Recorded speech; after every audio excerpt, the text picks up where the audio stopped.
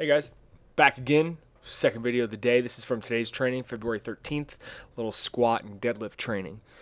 Right off the bat, the weight didn't feel heavy on my back, but coming out of the hole, I knew I was not 100%. I knew it was going to be a tough day, so I just decided to go in there, see how it played out, and got any kind of idea that I was going to shock the world today with my numbers. So as you can see, 410. Pretty easy weight for me normally. Obviously, the rep speed isn't anything horrible,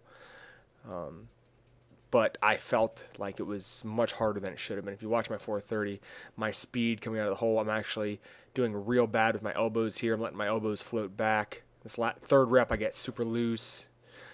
I drop a little bit there. Boom. 4. That's 9.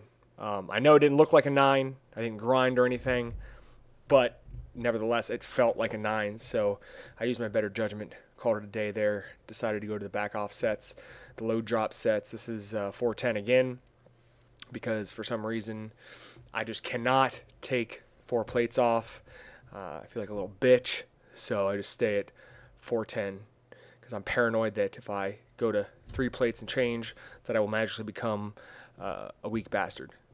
But that's one of my irrational fears, and it's probably something I need to work on. Speaking of that, it brings me to a good point that one of the things I need to correct is I really need to drop my ego in my training. It's really gotten the best of me the past couple weeks. I think the max test suffered because of it. I pushed too hard on pause deadlifts. I pushed too hard on regular deadlifts and trying to go for PRs instead of just training as we go on to 2-count deadlifts, appropriately enough. Pause deadlifts. I'll use the metaphor of the piggy bank. When you're a kid and you want to buy something, you put money in a piggy bank. Day after day, you drop some nickels, dimes, pennies, quarters, maybe a dollar every once in a while if you mowed a few extra lawns. And, you have a goal in mind. You obviously want to buy something, whatever, a toy or something that a baseball bat or whatever, something you have a lot of desire to get. And sure, it would be easy if you, could just happen onto this money, maybe discover it, win it in a prize drawing, something like that.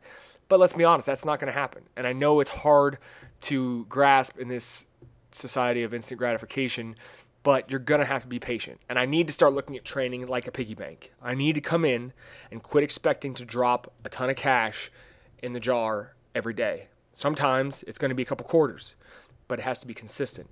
Because every time I come in here and I try to get the big bucks and hit my PRs that I have in my head, or my rep goals that I have in my head, or my weight goals, I end up screwing myself. I run myself into the damn ground, and I'm my own worst enemy.